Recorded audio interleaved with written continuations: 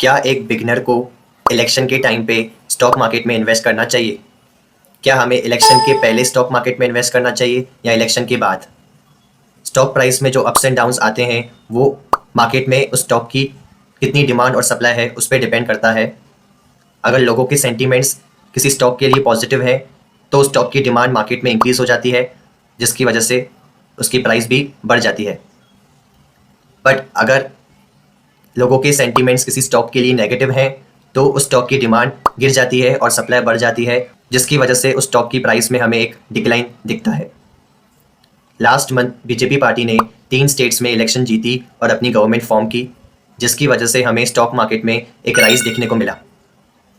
Coming months में लोकसभा के elections आने वाले हैं, जिसकी वजह से हमें स्टॉक मार्केट में वॉलेटिलिटी और फ्लक्चुएशन देखने को मिल सकता है।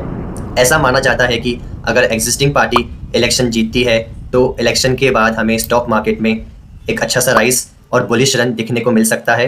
और अगर न्यू पार्टी गवर्नमेंट फॉर्म करती है और अपने साथ न्यू पॉलिसीज़ एंड प्लान्स लेकर आती है और ओल्ड पॉलिसीज़ को अमेंड करती है या रिमूव कर देती है, तो इलेक्शन के बाद हमें स्टॉक मार्केट में एक बेयरिश रन या एक शार्प डिक्लाइन देखने को मिलता है। स्टॉक प्राइसेस ऊपर जाएंगे या नीचे जाएंगे ये इलेक्शन मैनिफेस्टो पर भी डिपेंड करता है। हर एक पार्टी को अपना अपना इलेक्शन मैनिफेस्टो सबमिट करना होता है। हर एक पार्टी अपने इलेक्शन मैनिफेस्टो में प्लान्स और पॉलिसीज़ मेंशन करती है जो कि वो इम्प्लीमेंट करेंगे अगर वो इलेक्शन जीतते हैं तो। लेट्स से अगर बीजेपी पार्टी के जीतने के चांसेस ज़्यादा हैं और उन्होंने अपने मैनिफेस्टो में जो प्लान्स एंड पॉलिसीज़ मेंशन किया है, उन पॉलिसीज़ और प्लान्स की वजह से जीडीपी का ग्रोथ रेट इंक्रीज़ होगा और इकोनॉमिक ग्रोथ एंड डेवलपमेंट बढ़ेगा, तो इलेक्शन के बाद स्टॉक मार्केट में हमें एक शार्प इंक्रीज़ दिखने को मिल सकता है।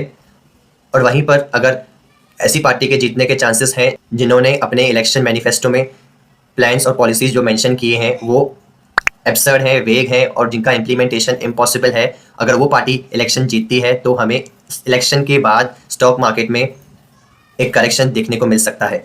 स्टॉक मार्केट में जो वॉलेटिलिटी या फ्लक्चुएशंस आते हैं वो एग्जिट पोल पर भी डिपेंड करता है। इलेक्शन के पहले एक मॉक इलेक्शन होता है जिसको हम एग्जिट पोल भी बोलते हैं। एग्जिट पोल के रिजल्ट्स भी डिसाइड करते हैं कि इलेक्शन के बाद स्टॉक मार्केट में राइज होगा कि फॉल होगा।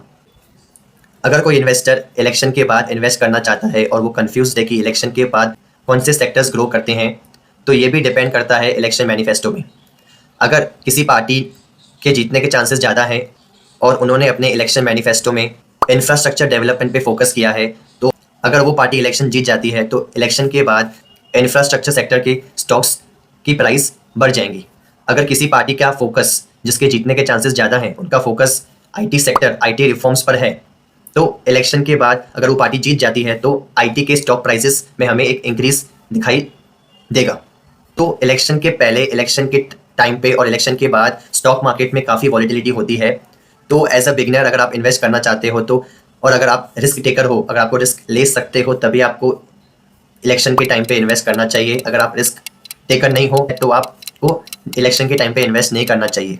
बहुत सारे इन्वेस्टर्स जिन्होंने इन्वेस्ट करके रखा है तो वो इलेक्शंस के टाइम पे वेट करते हैं और इलेक्शन के बाद ही कुछ डिसीजन या स्टेप लेते हैं।